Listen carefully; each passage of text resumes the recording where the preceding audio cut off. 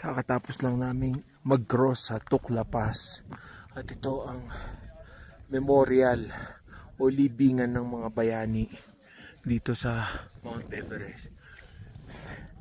Ang mga nakikita nyong bawat patong-patong na bato ay alaala ng bawat isang mountaineer na nangahas, subok at nagtagumpay in their own right to scale the highest mountain in the world. Makikita nyo, may mga lapida. Ito si Sean Egan in 2005. Ito naman mga Bulgarians.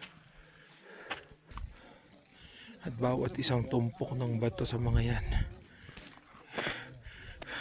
a brave soul. Napakarami. Ito naman si Babuchi Sherpa. Climbed Everest for 20 times. Yan. Isang legend sa mga Sherpa ng Himalayas. And this is the memorial dedicated to Rob Hall, the legend of the 97 Everest expedition, as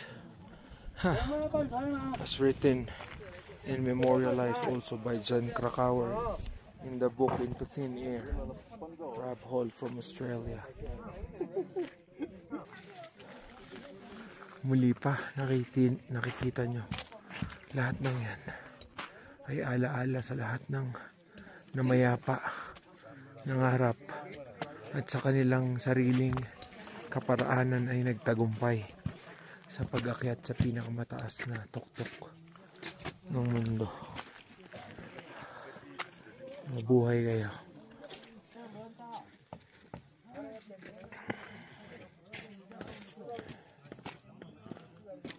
Sa kanilang mga yapak, tayo ay sumusunod para sa pangarap.